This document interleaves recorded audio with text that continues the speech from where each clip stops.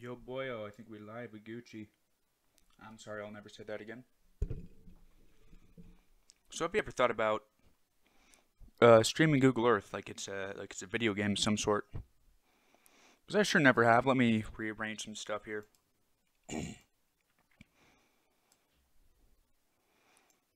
It's all too possible that this is just gonna lag really bad and the live stream will end minutes after it starts. But you know what? We'll see. And I love how my mic thing isn't my boom arm. It's like all loose right now, so hopefully my mic isn't gonna fall on the floor. But I think first thing I'm going to start out with here is I want to see, with like geography, politics, everything included, how hard it would be to get like all the way from Lisbon to Singapore. But I'm not going to go through Russia because I want to make it harder on myself. Because that would kind of be cheating, so I just take you across like all of Asia, no problem. So I think first thing to take in mind is the Schengen area. We can take almost all of this out of the question up until the border with Romania. So if we're to cross over from Hungary into Romania, there is actual border control there. Because Romania, they're in the EU, but they're not in Schengen.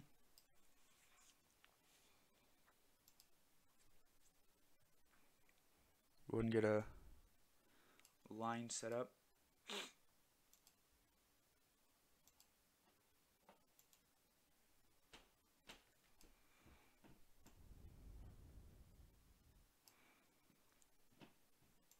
So we can go, oh, I can't even read the town names. Oradea, I don't know how to read Romanian. Cluj-Napoca. This would be Slecky land, so I should probably be pronouncing that close to Hungarian, which I'm not too great with either. Dude, Hungarian's just a hard language in general.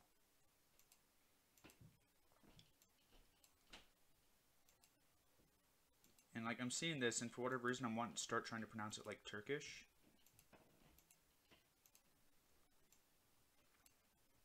So you can go down here through Bucharest, whatever. I don't exactly need super straight lines. Into Bulgaria, that shouldn't be too hard.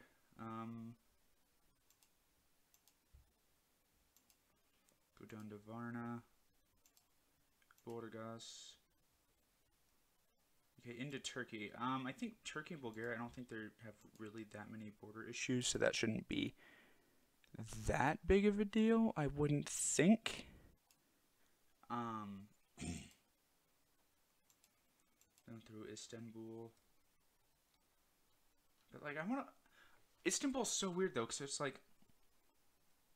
It's one city split across two continents with this giant ass channel going right beneath it. Okay, wait. Why is this ferry labeled in Russian? Anyone else see that before it like won't show up now? That was weird. Is that Istanbul? Just has a lot of history.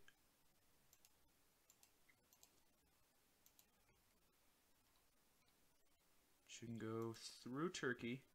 And here's where we start getting into a little bit of complication because Turkey doesn't get along super well with all of its neighbors. So once we get through Turkey, this is where we start running into issues. The borders with Syria and Iraq are effectively closed, right, because of all the wars and everything going on. But especially the one with Syria. And then their border with Armenia is closed. Which means only if you're going out this way, the only way you'd be able to really do it is through Georgia or Iran. It's probably not going to be super easy to get to Iran on this route, but it would realistically be the only way. So you can go through Iran, which for the most part, you got like they don't have any really bad border disputes or anything. And I'm sure their infrastructure is halfway decent. Turkmenistan you ain't getting into, but that's fine because I wasn't planning on going that way anyways. And yeah, going through Afghanistan, probably just a bad idea in general. So we can go down to Pakistan, which would be quite a bit of a drive.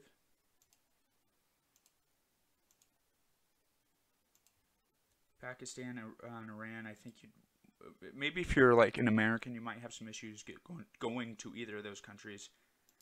But as far as security between the two, should be fine, I would think. Now here we get into a big issue. Border between India and Pakistan is... I don't know if it's closed or if it's just heavily restricted. But either way, good luck. So now, we'd have to go through China. Which would be, once again, a hell of a drive. Because you'd have to go all the way north. Because you'd probably want to avoid Afghanistan, right? And then you have to go through the Hindu Kush Mountains, which is like the second tallest range in the world, if I am correct.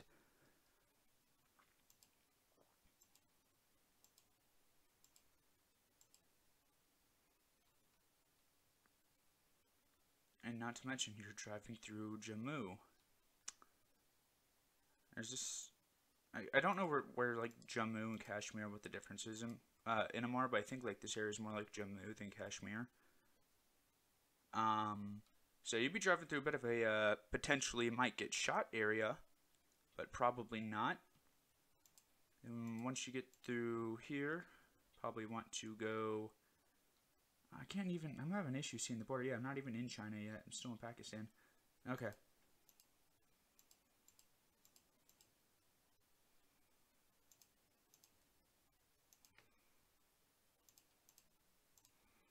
You'd have to go all the way up to Hotan, really? Oh, no, not quite. You'd have to go up to, Wow, that is not the same town name in either of those romanizations. Kashi or Kashgar. Okay. So you'd have to go way up and around, I guess. I don't think there's a road over here. Watch there be a road. Kind of.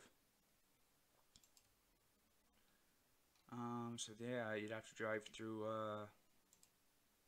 Uyghurstan, or Xinjiang, whatever, depending on which name you're going by. Dude, Xinjiang should probably be independent, and probably Tibet should be too. But congratulations, I just got myself banned from ever going to China. Okay.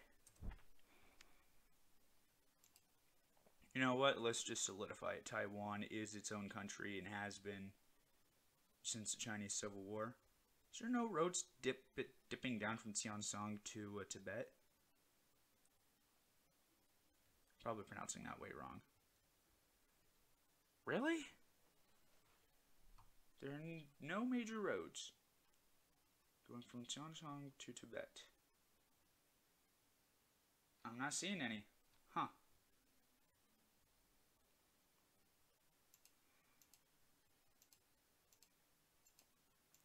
I think they exist. I would think so, with as much of an infrastructure boom as China's on, and how they're trying to incorporate those two provinces into the rest of China.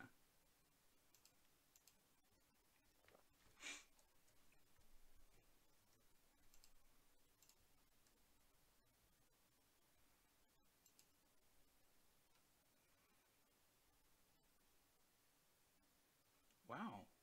The inland of China is actually pretty sparse on roads. I mean, granted, anything besides the coast is basically uninhabitable, but... So, yeah, like, the entire Tibetan Plateau is, like, nothing. I mean, I understand, like, culturally, the way Tibet is, but at the same time, really? Because I don't... For this route, it doesn't make sense to go, like, all the way north up to Mongolia.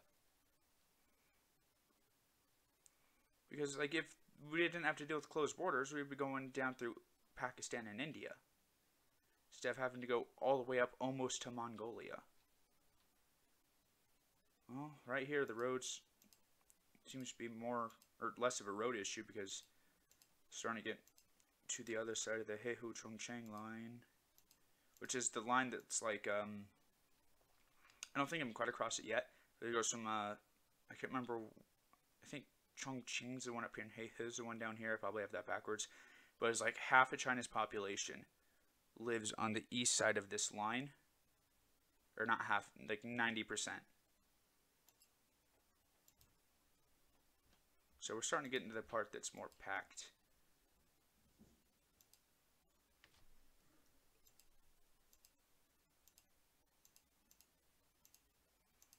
And come down this way. Okay, maybe China does have some weird roads. I don't know, Google also isn't exactly putting effort into mapping out China because, you know, Google's blocked there. Because I know for a lot of Chinese cities, you can zoom in on them, and what you'll see, watch this be the perfect wrong example. Oh, nope, this one's perfectly fine. The satellite imagery and the actual road layouts don't match. It's like they have the roads right, at least the ones they actually have down, but it's like off, it's not in the right place. So look at this interchange right here. They have it down, and they have it down right. It's just in the wrong place.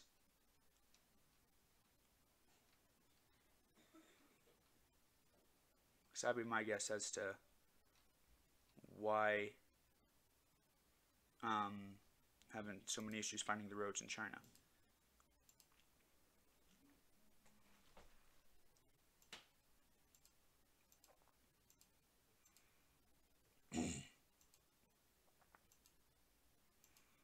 I don't think there's really much issue with the border between Vietnam and China.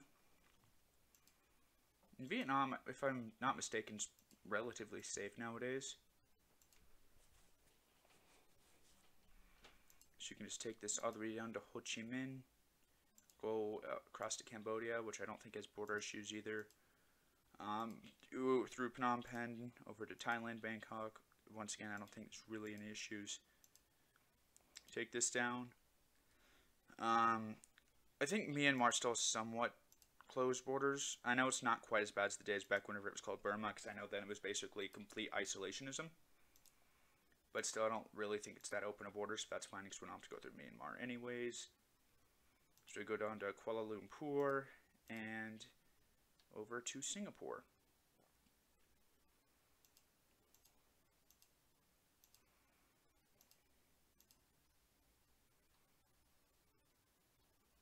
So yeah, it would be quite a roundabout trip, and I wouldn't dare like go through this part of Asia. Because it's like the Golden Triangle where it's all sorts of violence and drug trafficking and everything. See, along the coast would probably be your best bet.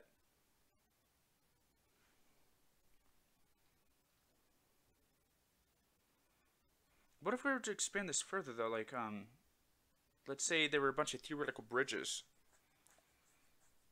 connecting most of these islands, and we wanted to get down to Tasmania. Well, that wouldn't be that big of a deal. You can literally just hop, skip, and a jump over through Indonesia. Might be a pain to get into East Timor, because I know there's still some tensions there. It would just be like boom, boom, boom. Boom, boom, boom. Even though there's no roads in most of these places. Anyway, especially on Papua New Guinea.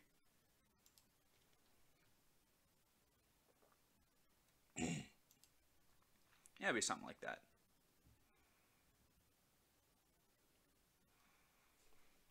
Maybe thus bears the question then. If we were to make a road that circumnavigated the entire planet, which way would be the most efficient way to go? I know there's been a lot of videos on like this sort of topic, but okay, come on, delete the entire path. It's kind of cool to watch.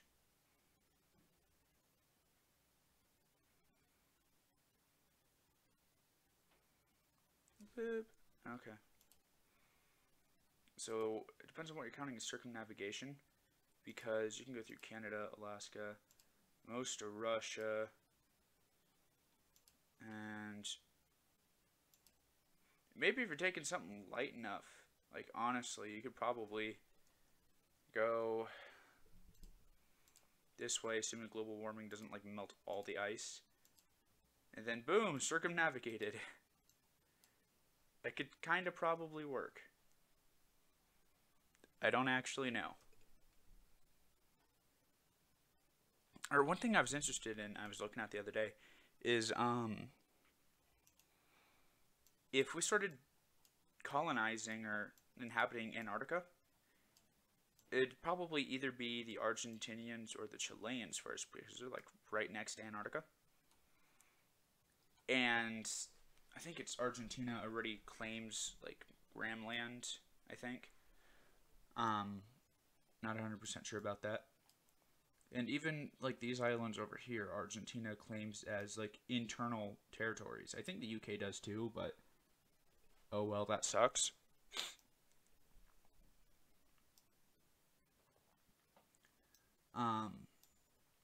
It was like you look at some of these islands, and that's not a peninsula, Poland. Oh, I guess that is.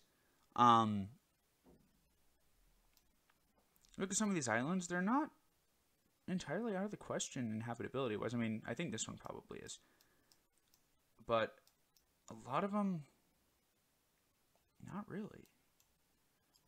Because you look, there's some of these islands around this area, which I think would be probably the forefront for inhabiting Antarctica. They have like research bases and stuff on them, so you know, infrastructure in Antarctica is possible. If I can get the terrain and the imagery to load. Can't remember. There's a way to get the research bases to be shown on here. I just don't remember how to do it. I think I got it.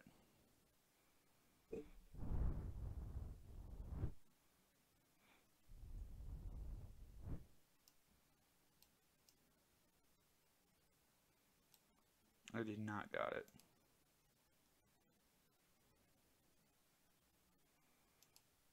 Here, let's just enable everything. That's totally a great idea.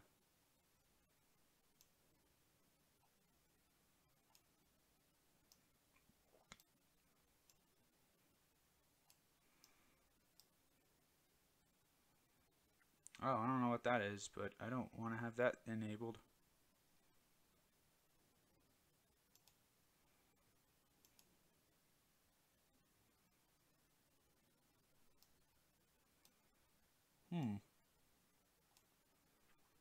Okay. Maybe I can't get it to show. What's this? Oh, alright, they have like little things you can click on for the Wikipedia articles. I had that enabled for a while, it really came in handy.